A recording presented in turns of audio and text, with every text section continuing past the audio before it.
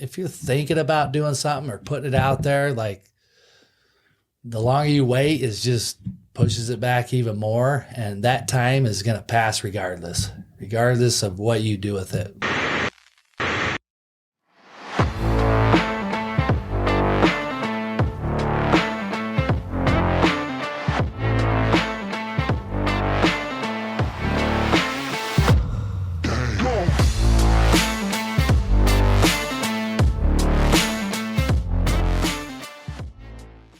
Welcome back to the Beyond Net Worth podcast. Today we have Kyle Boyer here with us. Long history of being my CrossFit coach, whooping me into shape. Welcome on. Yeah, thanks. Good to be here, guys. Yeah, glad to have you on. Kyle is the owner of CrossFit Dixie. He had a career playing baseball at Dixie State and Kansas State, and then went on to get drafted by the Cardinals in the MLB. In 2017, he competed at the CrossFit World Championships and placed. And today he coaches baseball. He recently took state with Crimson High, and he loves being the owner of CrossFit Dixie. Thanks for being on the show. We were just talking about the connection with Kallan's brother-in-law, Misi. How do you guys know Misi? So I know Misi from high school. We actually played football together. Oh, really? Yeah. So I was a senior and he was a sophomore. So he was actually my brother's age, but I mean, he was a freak. So he played, he played with us. What high school? We were up in Bonneville, up in Ogden. Okay. Yeah. The Lakers. And he had just moved here, I think from, whatever island or whatever he was from. I don't really remember, but so he was pretty new, but man, he jumped right into our football team as a sophomore, was impact right away. And I mean, just an animal, so, but yeah, we go way back to high school. So when did you guys make the reconnection here in town? So I think, if I remember right, like we spent a little time at Dixie when I was, there a little bit, and he was there playing football, kind of, ran into him a few times. And then I think when he just moved back permanently, met Whitney and got married, that, I think maybe she started coming to the gym first and working out, and then he followed, and we kind of started working out together a little bit, and he really got into CrossFit kind of about the same time that I did. And so we spent a lot of years kind of in the beginning, early years of CrossFit training. So well, I know we were just talking about it before, but Misi really changed my life, like as far as that stuff is concerned. I mean, he built inside of me the love for exercise. And it's stayed with me ever since. And I'll bank probably the same, but it's like absolutely you indirectly, through him in a way, because he was training with you at the time, really had a huge impact on my life. Oh, wow. Well, that's even cool. And I really am so grateful for all that he did for me for that, like with health and fitness.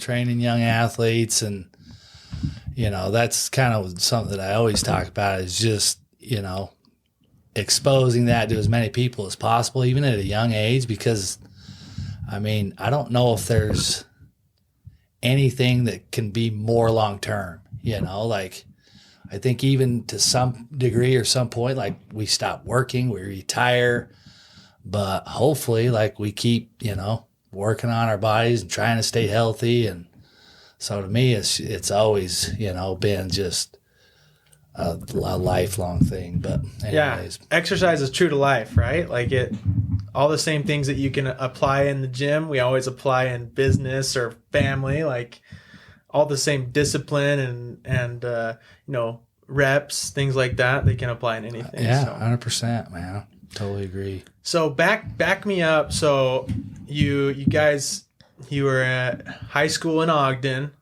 Did things took off with baseball first, right? Like that's kind of. Yeah. So we played football together. Me and Misi, I was a big football player, but baseball is kind of my sport. Got recruited collegiately after high school. I was actually drafted by the Cardinals out of high school right after I graduated. In fact, I think I was out partying for graduation the next morning, got a call, or my mom got a call, and she came in and woke me up and said, "Hey, you've been drafted." Are you serious? Yeah, so it wasn't like, I didn't know it was really coming. I knew there was an opportunity, but it was in the later rounds, so it wasn't like a huge deal. But Still a big deal. yeah, so the idea was that they wanted to draft me and follow me, play that whole next year, and then if they liked where I was at, they wouldn't have to draft me again. They could sign me right before the draft. So that's kind of how it worked in that particular case, where they call it a draft and follow. Okay. But you have to be going to a junior college to be able to do that. If you go to Division I, there's rules to where now you're committed to that Division I for 3 years. Interesting. So at the time, I actually was headed to a junior college, and then over the summer after I graduated, I signed with Division I. So kind of didn't ruin the opportunity, but they were a little upset they had wasted a draft pick thinking that I was going to junior college, and I didn't. But yeah, I ended up kind of late in the summer. I signed with Kansas State and went out there. Would have been fall of 98, spring of 99, and played a full year. And then went on a mission and came back. And do you want me to just keep rolling? Oh, yeah, please. I mean, give us, we're looking for everything, all the pivotal moments. All right, so pivotal moments. So yeah, I came back, and actually this is a pretty pivotal moment. I loved Kansas, but it was definitely hard being away from friends and family like that, and then jumping right into a mission. So I was basically gone for 3 straight years. Yeah. And I didn't love the weather out there as far as baseball goes. Well, my brother Cade was at Dixie for the 2 years before. Loved the program, loved the coach. So I had some ties there. So actually on my mission, kind of, through some letters with my dad and stuff, he was able to secure a spot for me at Dixie. Was it a junior college? It was a junior college at the time, yeah. So I came back. So you had 1 year left or 2 years that you could I would play have only at had Dixie? 1 year at Dixie. Okay. Yeah, because I was a sophomore when I rolled in off the mission. And but yeah, secure a spot there. I went, played my sophomore year there, and then got drafted again by the Cardinals. Okay. A lot higher. Oh, that's awesome. Got drafted in the 4th round that year, and then went and started playing professionally with them. So, but yeah, that year at Dixie was amazing. Like, just we had a really good team, really good coaches, and it just kind of all clicked for me. Like, I ended up having a pretty good year. It was a wood bat league. Oh, wow. So it was kind of, and with a lot of good pitching. So if you can kind of prove in that setting that you can hit with the wood bat, you're kind of already ahead of the game, as far as, because that's always a thing, scouts say is, hey, can he hit with wood? Like we've seen him hit through high school or college with metal. So that was one of the kind of the bonuses of that league back then, was this wood bat league. And was your brother on the team at the time? No, so he left on his Passed mission. on. Okay, he passed to the mission. Almost like, I can't remember, but I know we went like 3.5 years without seeing each other. Wow. No So kidding. yeah, it was crazy because I had left and he played, because we were only a year apart. Yeah. That's me and my brother. Yeah, so he was on his mission when I was there, and then I left, and he actually came back and was on the 2004 national championship team. Wow. Dixie. No kidding. Yeah, he was on that That's team. amazing. So Very cool. So yeah, we got deep Dixie roots. My other brother Cole played football there, so we've kind of, and then that's where I met my wife Tiffany, and she was a dancer there. Oh, wow. So yeah, Why did you make the decision to go to Kansas when you had that draft? Like, what was that decision like? Was it a hard one? You know what? That's a good question. I don't know. Just the idea of like they were in the Big 12, and the idea of just like going and playing bigger and better baseball at the time. Potentially getting drafted higher, right? I mean, if you did 3 years with them, you could Yeah, potentially get drafted higher. that too. So instead of doing the shadow, it's like, I want to go play D1 ball and see what that's and like. just, they like, I mean, we were playing in Texas A&M. I mean, all those schools. So just the thought and, of going out there and doing that. And just kind of last minute, I went out on a recruiting trip out there. The campus was really awesome. The players were cool. And so I just kind of made that, split second decision, because it really, I think school started middle of August, and I probably signed with them like late in July, like after the 20th probably. So it was like, sign, all right, pack, get ready to go. But Wow. after my freshman year at Kansas State, I was fortunate. They sent me up to Alaska. There's a collegiate league, summer league up there. Okay. So I got to go up there in Alaska and play for all summer the year after my freshman year, and that was amazing. Anything in Alaska is amazing. Oh man, Get me started on just the Alaska. whole summer. It's like one of my favorite summers to think about.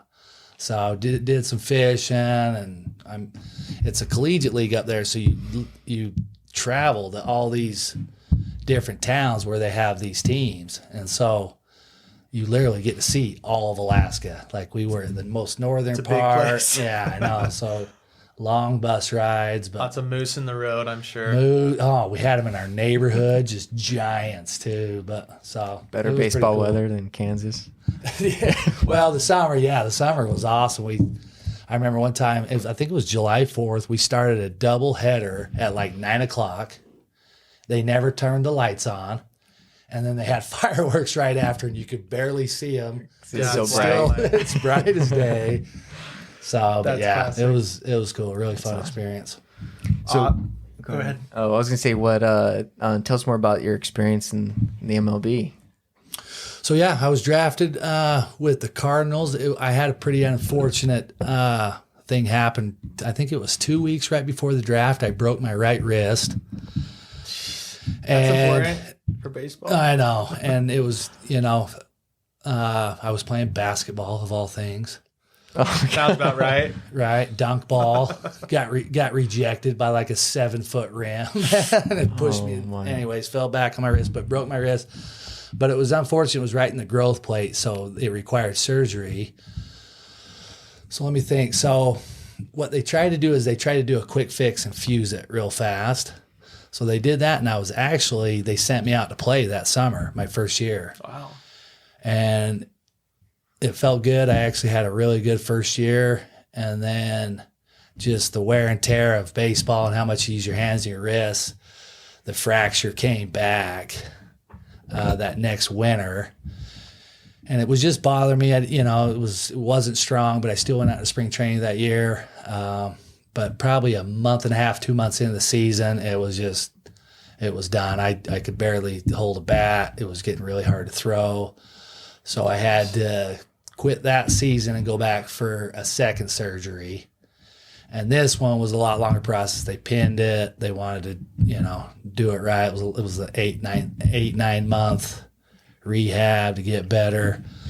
So I missed that whole year, went out the next year, and just that was kind of it. I just kind of never recovered and got back into the swing of things. And one thing that was kind of against me is when you are like a mission kid, Yeah. you got that clock. You've already been gone 2 years. So at the time, I think I was 23, maybe 24. And it's just you're fighting that. It's not that like clock. football. Yeah, it's a young man's game, Yeah. especially like if you haven't moved up to like a certain AA, AAA, or whatever by a certain age, they just kind of look at it like, man, it's. So it's just, it's just some kind of unfortunate things. I didn't play well enough when I did get my wrist healthy, and then ended up getting released, I think, the next year after that. So, and that was basically my pro career. Well, you played baseball at a high level, and we're both Snow Canyon guys, but didn't you just win? Didn't you just take state? Yeah, as a coach now. So, I think that's just as valuable. Taking state championship, developing kids, that's a big deal. It was awesome. I'd actually never been a part of a state championship team. Wow. So and so being a part of that, and coaching has always been just a big part of my life. Obviously with the CrossFit, but Yeah. as soon as I finished with baseball, I jumped right in. I started coaching at my old alma mater, Bonneville. Okay. And then I moved down here, and first thing started coaching. I think it was like a Caesars baseball club back then. Yep, I remember that. I do Remember the that. Caesars? Yeah. And then Desert Hills opened, and the head coach, Jerry Beck, called me. And so I jumped right on and started coaching with him.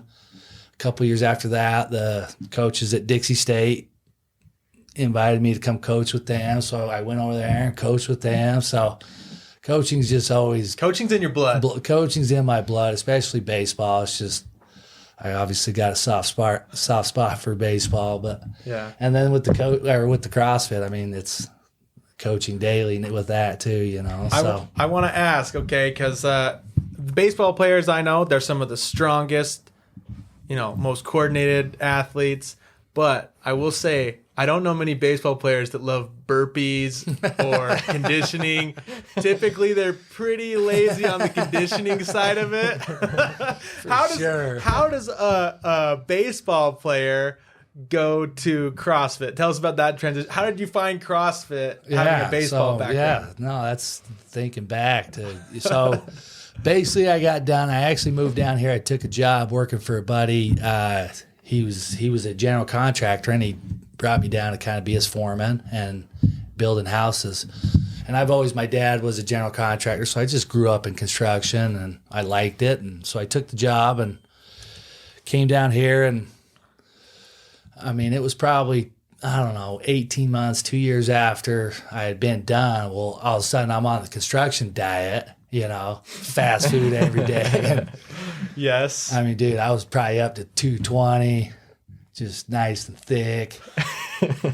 And so, but, I was still trying to work out, but it's just that same style that we were kind of talking about earlier, kind of the regular stuff at the gym. But I had a buddy hit me up, just kind of so random. And he's like, dude, you need to check out this website. It's called CrossFit.com. Brand new sport at the time, right? It wasn't even a sport. Like, it hadn't even been developed. It was just a website that was putting out workouts, and you could find some things on YouTube, But it was just like the idea of and it would tell you, hey, do it like this and don't rest. And so we go over to Summit, I'm like, all right, I'll check it out, So we go over to Summit one night, and I think we maybe tried Fran or something, 2159 thrusters, pull-ups, and I don't even think I made it through the 21, and it's like, dude, here I am, ex-professional athlete, and I mean, this workout just put me on my back. And to be honest, like, I was hooked, like, from the start. The whole style of it, it was so different from anything. And I was a big weight room guy, like, from probably 6th, 7th grade on. Like, it was just something that I loved to do. Always did. Always felt like I needed to do to, keep playing, because I obviously had those aspirations to keep playing baseball as long as I could. So yeah. But so I loved the weight room, but this was just totally different, and it got me. Everybody's got their thing, and some people cycle, and you got your runners, and just the weights and the functional and the high intensity. Just it got me and hooked me pretty quick. So that was kind of my first experience with it. And we just would go to Summit. That was where I had just tell the tools to get out of the way. We're going to do a circuit here. You couldn't. That was the problem. It's like you'd start and then you come back and somebody's on your stuff, So that was... They're doing biceps in your squat rack. Yeah, bicep curls. And so that was ultimately what led me and my brother to open up a gym. It wasn't even, hey, let's open a gym, make some money. It was, let's open something small where we could work out, because probably 6-8 months into it. So I started in 07 CrossFit. Well, the first games were in 08. Okay. I think they might have had some in 07, but it was really low key. But 08, I think that's the year like Kalipa won it. Okay. But it was kind of like, it was a big... Then it was a sport. All of a sudden it became a sport, And just for me, I don't know. I just gravitated. I've always competed. All of a sudden I didn't have anything to compete for. Mm-hmm. I was young. I just felt like, I could be good at this. Yeah. So that was kind of the idea is, hey, let's open up just a little garage spot. We'll get 10 people, all pay $50 a month. Yeah. And we'll have a little gym where we won't have to fight people, Was it right for your circuits and stuff? For your equipment. Was it in the spot you're in now, or was it in a smaller spot? No, this was 4 spots ago. Okay, 4 spots ago. Dude, someone's literally some guy's like back end of his like storage garage. Yes. There was an apartment above it. Yeah, a storage facility. We know about there was those. a little like studio apartment above it that the pretty good looking chick lived in. I remember that. Every weekend, some dude would come out, walk a shame. He'd have to come down and walk through the gym on his way out. So those were the Core memories. Those are the good days, or good days of the early CrossFit. But yeah, that was our first spot. We weren't there very long because it was like we opened up a couple classes and it just it took off because you were still doing construction and coaching and coaching baseball. Yeah. And this gym just took off. And just kind of starting into CrossFit. And the good thing about it is like my brother Cade had moved down from Ogden and specifically to like, hey, let's start this gym up. Really? And it was more along the lines of like he was going to run the day-to-day. I funded, the beginning part of like the expenses of what it took to start it up. And then I would coach, a few classes in the afternoon. I'd get off work or didn't have baseball or whatever. I could go in and coach. But he kind of ran the whole morning. That was his job. But yeah, I mean, was he into CrossFit just as much? You guys were equally he's going. Dude, he was probably even more hardcore. He got into the whole paleo diet, and it was like he acted like he was never going to eat another carb, the rest of his life. Yeah. If he saw you eating bread, he just would, give you the stink stare a hole right through you. It's like, dude, chill out. And so 4 places. Where were you running the business out of when you got to go to the games? Because I know that was a pretty recent stretch, right? Yeah. So the spot we're in now, we've probably been there close to 8 years. I've seen a lot of my sweat, that place. Oh man. For those listening, I do go to the gym. I show up every day, but I think I'm the one laying on the ground the longest afterwards. People that go to the gym will know that. If you've ever played basketball with Ben, you know he can sweat. Yeah, that's true. But yeah, I think it was in this last one that I went. Yeah. I think I went in 2017. I went for many years to the regional, which is like the step right before the games, but never finished high enough to qualify. I think I went to maybe 5 or 6 of those. But then, as a master's athlete in the 35 to 39 division, qualified and ended up going to the games in 2017. So, and you did pretty well at those games, right? I did, yeah. I finished 6th, I think it was. So, and there were some dudes too. So it was fun because it was kind of that early 35 to 39 is obviously right out of, like, there's no younger masters group. So It's all the pros compete up to that 35. But, like, because of that age group, all of a sudden all these guys graduated into that class, these guys that had been going to the games for years. I think the guy that won it that year, his name was Kyle Kasperbauer. Well, he took like 2nd, 3rd, right behind Rich Froning, like 2 or 3 years in a row. Oh, wow. So, like, he was a dude. Yeah, those are bad dudes. Chris Spieler was there, and so it was like there was some really good competition. It was fun for sure. But that was it. After that, I hung him up. And well, I know that. I mean, I looked at your accolades online. Some of I know there's one contest you got second. It said second in the world. I don't know what that was, but anyways. So I think like the Open, and then they had what was called an online qualifier, which was what qualified you go to the games. Okay. And I, like both of those, I actually had really good, weekends or whatever it was, series of workouts. Yeah. So yeah, I don't know. I was pretty fit that year. I was the fittest dude in Utah out of the Open. Yes. Finished the highest in the Open out of anybody in Utah, but I was on a mission, and it kind of felt like going to the games. I could win that, that division, but ended up just kind of, missing, not doing as well on a couple of workouts, just kind of how it goes. But it was fun, really good experience. Well, we've talked a lot about your journey of where you went with baseball, where you went with CrossFit, but what kind of attributes would you tie back to your success? Like, what are some of the principles you live by, habits you espouse that you feel like you can attribute to your success? Obviously hard work is just kind of an easy one, to throw it out there first. It's kind of just always something that, I don't know. I'm sure I was taught it. My grandpa and my dad are both extremely hard workers, but just, at a young age, especially like with baseball and football, I just knew that, if I wanted to get ahead or get to where I wanted to go with some of the goals that I had, like it wasn't going to happen, and for some reason I was fortunate. I had the right people around me to kind of help me with that. I had a really good friend who was just as driven.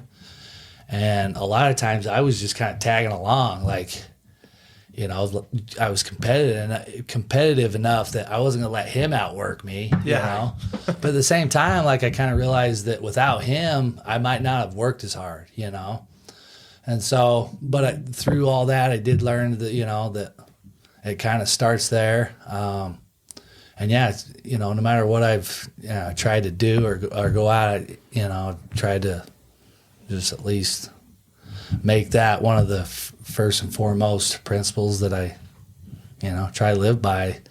Some other things that, that kind of come, right off the top of my head, just being honest, and especially running the business and honest and, I feel like, we've been at it like almost 14 years and since 2009, right? Yeah. Yeah. I don't feel like there's ever been like a transaction or anything happen that's gone bad.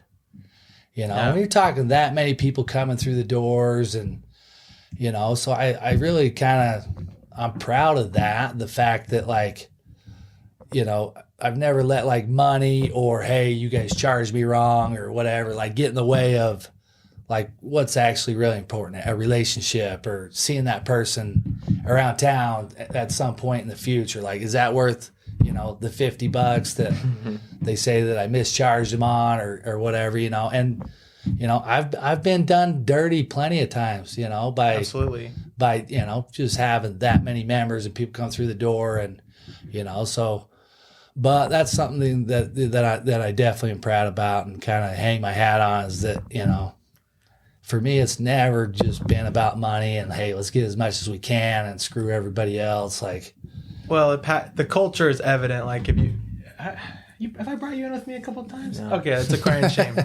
Okay, but when you go to CrossFit Dixie, and I'm sure there's other great gyms like this, but I don't know. I've never been to one like this where it doesn't like Kyle still has his hands in it, but he also has his other trainers that I feel like it trickles down to. Yeah. So because I feel like you have that, giving attitude, I feel like that really trickles down. We have a lot of incredible athletes that train salt of the earth people, right? Like they're really coming in and treating them as equals and giving them the exact same attention they'd give to a professional athlete, So I feel like we have an awesome culture. Yeah, 100%. It's really special. Yeah, thanks, man. Every class you have a range of just like beginners to people who could be at the games next. I know. It's kind of crazy, and obviously, really good trainers. That's something that cannot go overlooked as far as the success of the gym, and just good people. Like every day I go in there, it's honestly, it's easy to put a smile on my face, and just there's so many. It's really diverse, as far as like people's occupations, their background, where they're at in life, the tough things they're going through. But I think, it's kind of universal for most people, or at least I hope that when they come through those doors, like it's, they step away from, life. They're able to just come in, hopefully laugh at a joke I tell them, a couple that's what she said jokes. I try to be funny, every day. I try to, tell a few jokes, but that's kind of what I always hope and envision that the gym will always be. And, it's just like, there was a guy at CrossFit that said, like, it should be the best hour of your day, like as a gym owner and as trying to run that business, like that's the goal, is that when people come in, it's like, dude, they're able to leave, everything else behind for an hour, test their body, test their mind. And, and so it's always good for a near-death experience, and that's what she said joke. Less than an hour. Love those. That's what she said, dude. There's like a lot of opportunities in there. Yeah, too, the gym presents a lot of those. Presents a ton of that's what she said opportunities. Oh Oh my gosh. Well, I mean, I think, could you speak a little bit about, I mean, obviously, like, you went far yourself. We touched on coaching, but what inside of you makes you want to be a coach? What drives you? And I know that you coach like a couple of these, you could talk about a couple of these athletes that you've attributed to them going to the games. Like, I know Chloe's probably the most recent one, and some of the others in the past. Like, what could you say for someone who wants to be a better coach, and why do you do it? What drives you to coach? Yeah, what drives me? I mean, I don't know. Just the love of the game or the sport, I think, first and foremost. The relationships, like, I can think back on so many coaches that influenced my life. And, like, I mean, I got into high school baseball and big coach and kind of ever since. And that's, it's not super common. Most high school baseball coaches coach because they have a son coming through the program or something, which is fine, but, like, there's a reason. There's kind of like, hey, this, and then as soon as the son goes through the program, they're out of coaching. Where for me, it's just something that I've always wanted to do and be around. And a lot of times I don't have time for it, and I'm stretched out thin. But for some reason, I keep coming back to it. And my brother Cade was. Sorry, I'm gonna get emotional, but the listeners probably don't know, but my brother passed earlier this year. But he was an incredible coach, CrossFit coach, baseball coach. He coached young kids for a long time. But after he had passed, I just kind of made a promise to myself that, like, in his honor. Sorry. Okay, man. Oh man. That I would just keep coaching and just keep trying to have impact on young kids' lives, and just kind of the way that he did, and just to kind of honor him and what he loved to do. I think that's where he shined the most in his life, was when he was helping others and coaching others. I mean, some of those early CrossFit people that talk about him, they literally talk about him like he's, Michael Jordan. I was just like, dude, they have so much admiration and love for him, because he was able to just, he was all in with each person. And got a passion. He had a passion for it, and it was no different than when he coached baseball like that. So for me, that's, I'm hopefully I'm able to kind of stick with that, promise that I kind of made myself after his passing, that, it's something that I hopefully am able to stay in and keep helping kids. And, as far as, like, those that have come through the gym and, the good athletes that we've I think, for, I guess, our gym, it's kind of freaky, like, how many good athletes have come through there. Yeah. You know what I'm saying? Like, quite the banners on the wall. Yeah, you get these banners for every time somebody goes to, like, a regional or the games. And I mean, we got a lot of walls filling up. And I don't think it's because of anything that I did specifically. I just think, like, being good and attracts more good, like, we were a gym that was kind of sought out because they knew, hey, dude, there's some good people over there. So people that maybe were looking to get into that, or, it was like, we're going to go there and train there. And so, I think like the culture. And the culture. And like, back in the day when there was a lot of people kind of training, we don't have as many now. It's changed a little bit, but back in the day when it was, big and everybody was training, like, it was like a thing to show up, and there'd be like 8 or 9 really good CrossFitters. And when everybody's trained together, it just kind of makes even better CrossFitters. And, absolutely. So I think that's why we've, been fortunate like that over the years, is just have so many good people come through. But well, a culture, and also, I mean, now it's turning into a legacy, right? Like, you and your brother decided, we're going to start this, and maybe you didn't know what it would turn into, but you started the gym. You guys have always had a passion for people, giving more than you get. I would say giving more than you get back. And so that's kind of a legacy you you started before and now you get to carry on, and I think that's really incredible. So thanks, man. I never kind of thought of it like that, but I guess, you start pushing close to 20 years of, and I think we'll make the 20-year mark. But yeah, like it's, I guess you could say it's a legacy, man. Yeah. But it has, it's been pretty awesome for sure. So I know family is really important to you too. Do you want to talk a little bit about how, about your family and how you've been able to prioritize them in your life through this journey and the career? I think that would be kind of helpful for a lot of people. Yeah, I mean, so got married in 2006, and I started having babies maybe a couple years after. We got 3 kids. My oldest daughter's 13 now. My middle son Jack is 12, and then we have a younger daughter who's Hadley, who's 8, and my wife Tiffany. But I mean, we kind of all grew up in the gym together, and so that's always been super cool and super special to me. And on top of that is obviously Cade was always there. Cade and my wife were, best friends. Like he, trained her all those years through all her pregnancies and stuff. Wow. So they were super close through all that. But I think, having the gym and just because it's something that you you go to daily. And so whether it was with my own family or the members, it just kind of creates this family type environment.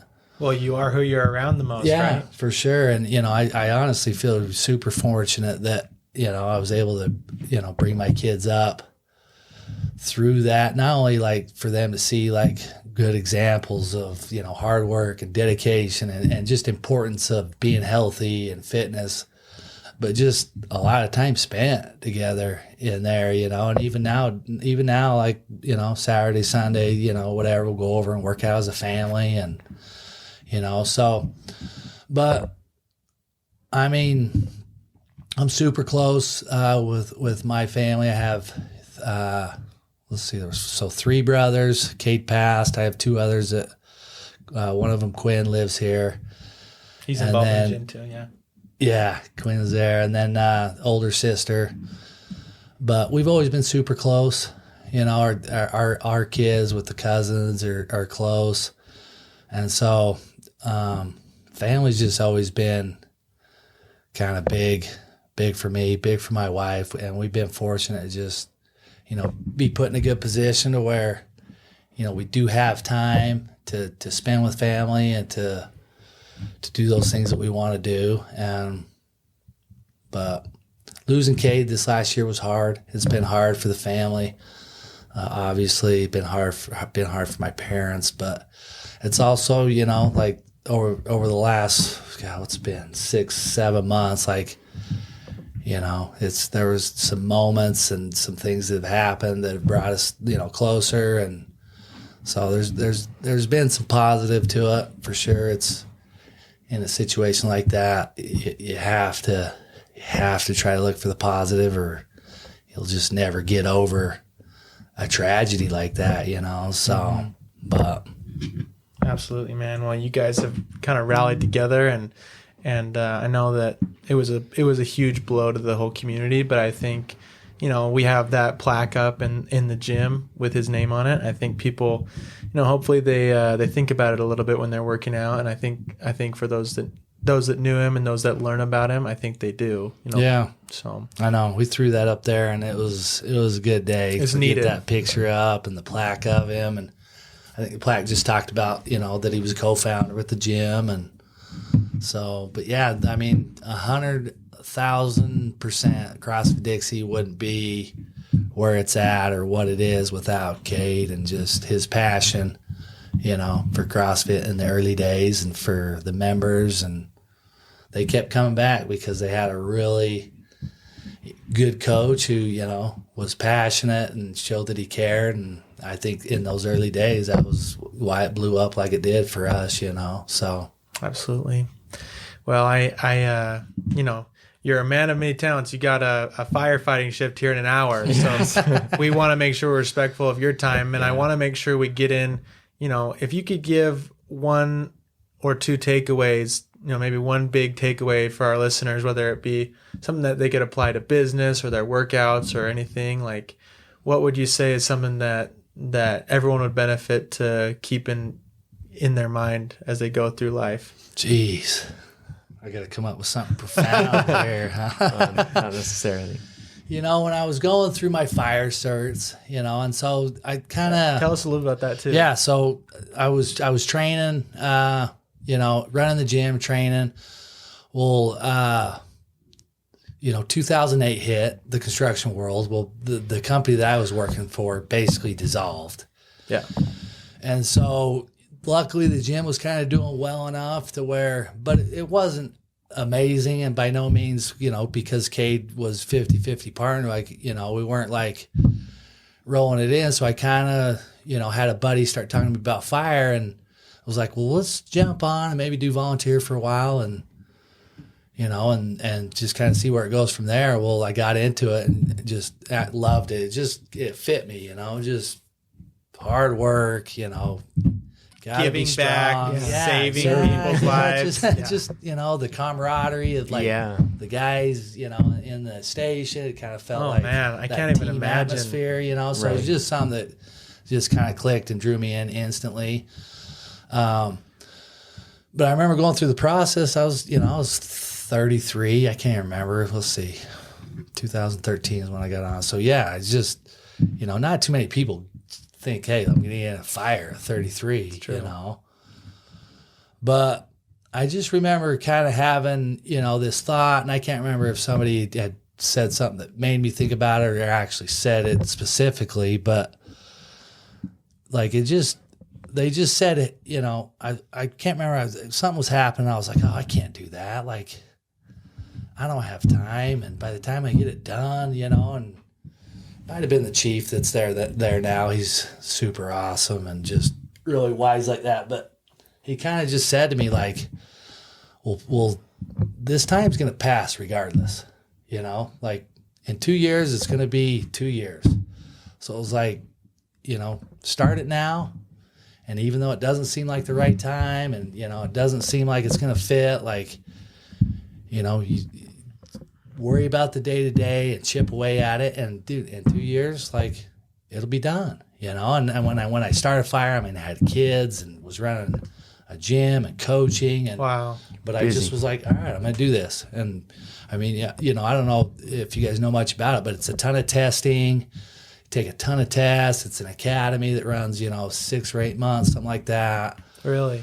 Just to get in. And then once you get in, it's like you got to keep furthering your education. So you're always taking, classes and taking tests and having to study. So it's like college. But it's a new career. It's like almost never ending, because there's always something to go get trained on and brushed up on. And then you get in the medical side of it. And it's, that compounds it even more.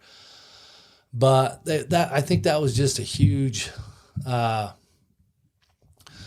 don't know, I guess, awakening moment. I don't know what you call it, but just, like I set that goal, and sure enough, 2 years came later. But instead of sitting on the sidelines and thinking, oh, I'll start that maybe next year, like 2 years later, it was done. And I was hired on, and I was a fireman. And wow.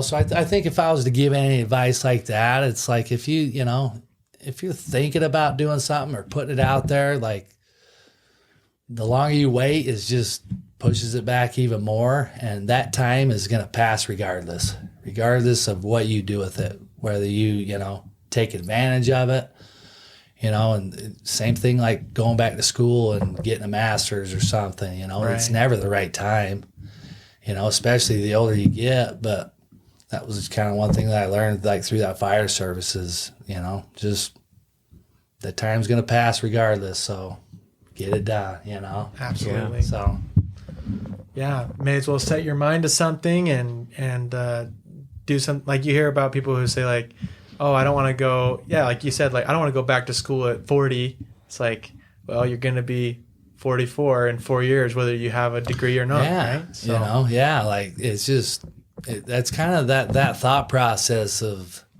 that time's coming regardless. And where do I want to be 2 years from now? If this is what I have to do, then just, get it started. And, obviously there's books and podcasts and things out there of just people that do amazing things. So, why not me, or, why not anybody? Just chip away and start something, start doing it. Absolutely. I heard something yesterday that stood out to me. It said, you have 30,000 days on earth. How many of them are you actually going to remember? Right. And just going along with that, like how would you feel if you look back and you had the opportunity? And I bet there's times that you've really rescued people or been a part of something big in the fire department where you're like, that was worth it. Those 2 years of training, all worth it right there. Absolutely. So for sure, man. It's, the fires, being in the fire has been such a blessing. Just also kind of gets me out of the gym too, the times that I do. And so I'm not completely locked in there. But I've been blessed with that too. So yeah. Awesome. Well, we appreciate you coming on, man. This has been, I've learned a ton, been inspired. And it's fun to hear some of those details. Now I can razz you about them here and there at the gym. So I know the whole backstory behind the everyday coach now. So it's going to be fun. Yeah, no, I'm really grateful. I feel inspired too, for sure. I think it's incredible advice, and you've lived an amazing life. And I'm almost like, man, what I got to shift in my life to be a little more like Kyle right now, because it's really cool. Like, it's really cool to see everything you've done, and then just being able to, the impact that you've had. Like, you didn't choose to do something that was based on, okay, how much, like making the most money in the world. Like, a lot of the things is, I heard the other day, follow the money, just follow the money, follow the money. And although sometimes it does really work out for a lot of people, it's refreshing to hear stories like yours where you're still able to take care of your family, like you've had a good life, but just the impact you've had has been so valuable, and so I'm grateful for that. Yeah, it's a huge takeaway, right? Like, impact over dollar sign. It's something that I think a lot of people would have the priority different, right? Yeah. How many people put priority as the impact they're going to have on people? So it's a sacrifice sometimes. It really is. For sure, and like.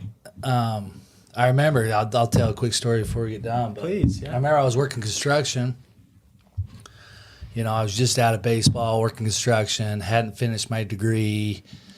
And I just remember feeling like, like I'm not doing what, the book says I should do. Get your degree, go make, whatever it was. But I just remember like kind of having this thought come to me that, like God had given me like a really healthy, really athletic, really strong body. Mm-hmm.